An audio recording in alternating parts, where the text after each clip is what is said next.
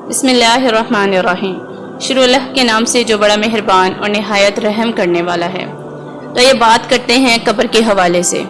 قبر کی پہلی رات کیسی ہے؟ موت سے قبر تک کا روح کا سفر کیسا ہے؟ مردہ کیا محسوس کر رہا ہوتا ہے؟ ان تمام کے بارے میں بھی ہم بات کریں گے احادیث کے مفہوم کی روشنی میں۔ پیارے دوستوں، کہا جاتا ہے کہ ایک صحابہ بیان فرماتے ہیں کہ ہم نبی اکرم صلی اللہ علیہ وسلم کے ساتھ ایک انصاری کی میت میں شامل ہوئے۔ وہ کہتے ہیں کہ ہم قبر تک پہنچ گئے، ابھی اس کی لحد تیار نہیں ہوئی تھی، تو کہنے لگے کہ آپ صلی اللہ علیہ وسلم وہاں بیٹھ گئے، ہم بھی ان کے پاس جا کر بیٹھ گئے، گویا اس طرح جیسے سر پر پرندے ہوں، مطلب سارے ان کے گرد بیٹھ گئے جا کے آپ کے، ہمارے نبی کے۔ آپ کے ہاتھوں میں ایک لکڑی تھی جس سے آپ زمین کو کھرید رہے تھے۔ پھر آپ نے آسمان کی طرف سر اٹھایا اور کہا کہ عذاب قبر سے اللہ پاک کی پناہ طلب کیا کرو۔ آپ نے 3 مرتبہ یہ بات ارشاد فرمائی۔ پھر آپ نے فرمایا کہ اگر ایک بندہ مومن اس دنیا سے جانے لگتا ہے، یعنی کہ اس کی موت کا وقت بالکل قریب آ چکا ہوتا ہے، تو آسمان سے سورج کی مانند اتنے روشن فرشتے جنتی خوشبودار کفن لے کے اس شخص کے پاس آتے ہیں اور حد نظر تک پھیل جاتے ہیں، یعنی جہاں تک نظر اٹھائے اسے وہ فرشتے نظر آتے ہیں۔ پھر ملک الموت آتے ہیں اور وہ اس کی روح قبض کرتے ہیں اور کہتے ہیں، کہا جاتا ہے کہ جب ملک الموت یعنی حضرت اسرائیل علیہ السلام تشریف لاتے ہیں تو وہ اس شخص کے سر کے پاس بیٹھ جاتے ہیں۔ پھر وہ اس شخص سے فرماتے ہیں کہ اے پاکیزہ روح، اللہ کی عظمت، اللہ کی نرمی کی طرف چل۔ وہ روح ایسے جسم سے نکلتی ہے جیسے مشکیزے سے پانی کا قطرہ نکلتا ہے، بالکل آرام سے، کوئی تکلیف نہیں، سکون سے اس کے جسم میں سے نکل جاتی ہے۔ تو باقی جیسے ہی وہ روح قبض کر لیتے ہیں تو باقی فرشتے آنکھ جھپکنے کے برابر بھی ان کے پاس نہیں رہنے دیتے اور انہیں آسمان کی طرف لے جاتے ہیں، اور انہیں آسمان میں اس حالت میں لے جایا جاتا ہے کہ انہیں خوشبو اور وہ اس کفن کے اندر لپیٹ کر لے کر جاتے ہیں۔ تو جب وہ کسی بھی فرشتوں کی جماعت کے پاس سے گزرتے ہیں تو پھر وہ فرشتے پوچھتے ہیں کہ یہ کیسی خوشبو ہے، یہ کون ہے؟ پھر وہ بتاتے ہیں کہ یہ فلاں فلاں کا بچہ ہے یا بچی ہے، اور بتایا جاتا ہے کہ یہ بڑے نیک ہیں اور نیک اعمال کیے ہیں، اور وہ اسی طرح اوپر آسمانوں کی طرف چلے جاتے ہیں کہ آسمانوں کے جب دروازے تک پہنچتے ہیں تو آسمانوں کا دروازہ کھلتا ہے اور وہ اس میں داخل کر دیا جاتا ہے۔ اور جب وہ روح آسمانوں کی طرف جا رہی ہوتی ہے، ایک آسمان سے دوسرے آسمان کا سفر، دوسرے سے تیسرے، تیسرے سے چوتھے، تو جو ہر آسمان کے فرشتے ہوتے ہیں بڑے ہی پروٹوکول سے اسے اگلے آسمان تک چھوڑ کے آتے ہیں۔ تو جب 7ویں آسمان تک وہ شخص پہنچتا ہے، اس کی روح پہنچتی ہے، تو پھر اللہ پاک بیان فرماتے ہیں کہ میرے اس شخص کا نام علیین کی فہرست میں لکھ دو۔ یہ قرآن پاک میں بھی علیین اور سجین کا لفظ استعمال ہوا ہے۔ علیین نیک لوگوں کے لیے جبکہ سجین گنہگاروں کے لیے ہے۔ پھر اللہ پاک فرماتے ہیں کہ اسے دنیا کی طرف لے جاؤ، کیونکہ میں نے انسان کو دنیا میں پیدا کیا اور اسے اسی دنیا سے اٹھاؤں گا اور پھر دوبارہ اسی سے نکالوں گا۔ پھر اسے دنیا کی طرف لایا جاتا ہے۔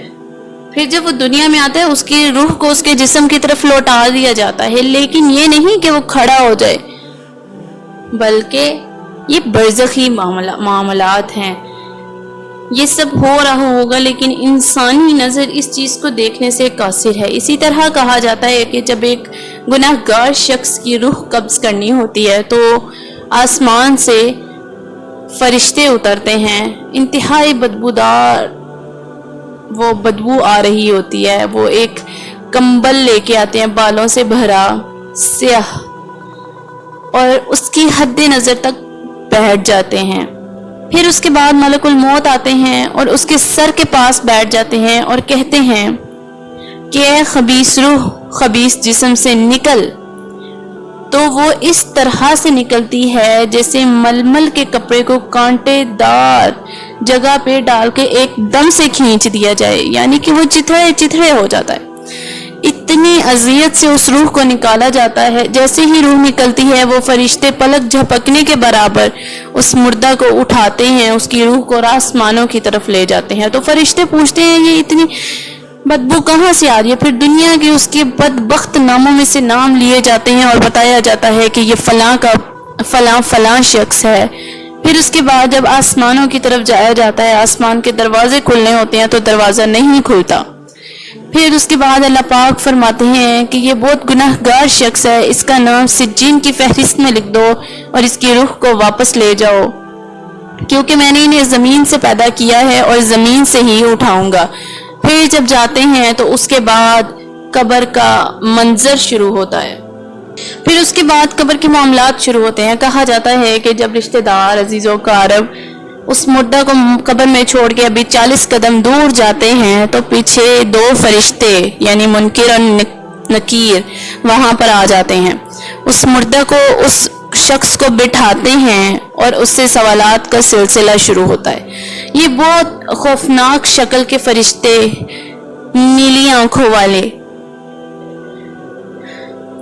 کہا جاتا ہے کہ حضرت عمر فاروق بہت ہی زیادہ بہادر، نڈر اور طاقتور تھے، لیکن جب ان کی وہ پردہ فرما گئے اس دنیا سے، ان کی قبر میں وہ چلے گئے تو حضرت علی ان کے پاس قبر کے باہر بیٹھے۔ دوسرا کہا جاتا ہے کہ آپ مردے کے پاس بیٹھ کے اتنی دیر تک پڑھائی کریں کہ اس کی اگلی منزلیں آسان ہوں کہ جتنا ایک اونٹ کو ذبح کر کے بانٹنے کے برابر کا وقت ہوتا ہے، یعنی کہ 6 سے 7 گھنٹے لگا لیں، اتنی دیر بیٹھے ہیں، اس سے اس شخص کو بہت آسانی ملتی ہے۔ تو جب حضرت عمر کے حساب کتاب کا وقت آیا، منکر نکیر آئے، انہوں نے حضرت عمر کو اٹھایا تو وہ بھی ڈر گئے کہ وہ اتنے خوفناک فرشتے ہیں، اتنے خوفناک۔ تو پھر کہا جاتا ہے کہ منکر نکیر آتے ہیں اور سوالات کا سلسلہ شروع ہوتا ہے۔ وہ 4 سوال کرتے ہیں، جس میں پہلے پوچھتے ہیں کہ من ربو کا، تیرا رب کون ہے؟ پھر وہ شخص بتاتا ہے۔ پھر دوسرا سوال کیا جاتا ہے من دینو کا، تیرا دین کیا ہے؟ پھر وہ پوچھتے ہیں کہ وہ آدمی جو آپ پر مبعوث کیے گئے وہ کون ہے؟ تو وہ شخص نیک پرہیزگار ہو تو وہ بتاتا ہے کہ وہ ہمارے رسول اللہ صلی اللہ علیہ وآلہ وسلم ہیں۔ جو گناہگار ہوتا ہے وہ نہیں بتا سکتا۔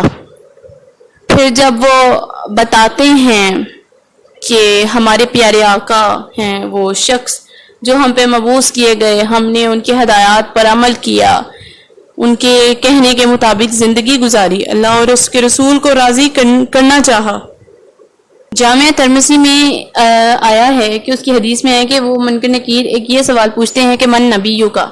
پھر اس کے بعد چوتھا سوال یہ ہوتا ہے کہ تمہیں کیسے پتا چلا کہ ان 3 سوالات کے یہ جوابات ہیں؟ تو وہ بتاتا ہے کہ میں نے اس دنیا میں اللہ اور اس کے رسول کو راضی کرنا چاہا، ان کی ہدایات پر عمل کیا، علم حاصل کیا۔ جو گناہ گار ہوں گے وہ کہیں گے کہ مجھے کچھ معلوم نہیں، ہم سنتے تھے پر ہمیں پتہ نہیں تھا۔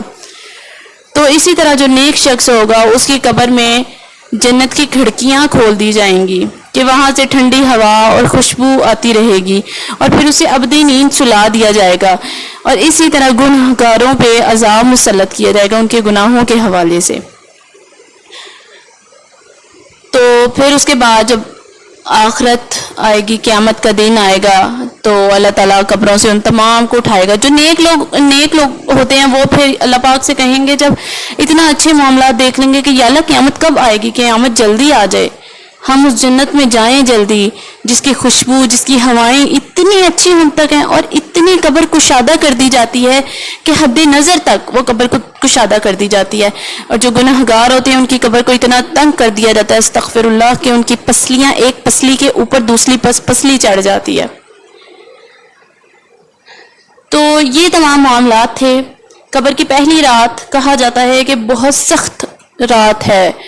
اتنی تکلیف اس دنیا میں انسان نے نہیں برداشت کی ہونی جتنی اس رات میں انسان کو خوف وحشت محسوس ہوتی ہے.